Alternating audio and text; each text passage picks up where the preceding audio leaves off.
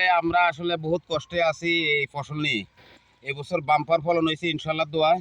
তবে এই জয় তুফানের কারণে আজকে আমরা লেবারের সংকটে বিশাল একটা সংকটে আছি এবং ধান খের হুয়াইতে বহুত কষ্ট হইতে আছে। যাক আল্লাহ যা করে ভালোর জন্যে করে। এখন আমরা আশাবাদী যদি সরকার থেকে আমরা কোনো সহযোগিতা পাই, এটা হইলে আমাদের সবচেয়ে বেটার হইব। একটা বদিল্লা 1200 হইতে 1500 টাকা। তা আমরা ধান বিক্রি হইতেছে 700 এবং 600। আমি ব্যবহারের সাথে কথা বলছি, ওরা বলছে কাঁচা ধান 600 টাকার উপরে নিবে না। অনেক ধান, আমাদের ধান আড়াইবার কোনো জায়গা নাই। প্রত্যেকটা ঘরের মাঝে ধান রাখছি, বাম্পার ফলন হয়েছে ইনশাল্লাহ দোয়ায়। আপনারা কি ধান কাটার যথেষ্ট মানুষ পাচ্ছেন? না, আমরা মানুষ পাইতে আছি না। মানুষের সংকটের কারণে আসলে আমরা বহুত কষ্টে আছি। আমরা জীবনে কাজ করি না, কিন্তু এখন আমরা মাঠে আমরা নিজেরাও কাজ করতে আছি, ধান কাটতে আছি, বহুত পরিশ্রম করতে আছি দিন রাত। কোনো আমাদের অগুমে আমরা সব ধান নিয়ে ব্যস্ত আছি। কারণ ও সংকটের কারণে যাক আলহামদুলিল্লাহ, কারণে মোটামুটি আজকে থেকে কারণ আমরা পাইছি, ধান নিতে আছি।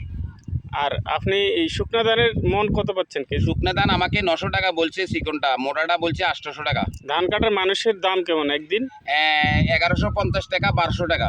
অর্থাৎ এক মন ধানের চেয়ে একজন মানুষের দাম দাম বেশি এবং 3 বেলা খানা ভাত খায়, সকালে নাস্তা করে, প্রায় 1500 টাকা উনি হাজিরা পরে কমের পক্ষে দৈনিক। দৈনিক। তাহলে আপনি সরকার থেকে কি চাচ্ছেন?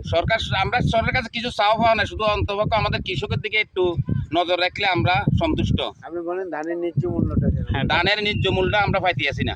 ধানের ন্যায্য অর্থাৎ ধানের ন্যায্য মূল্য পাইতে চান।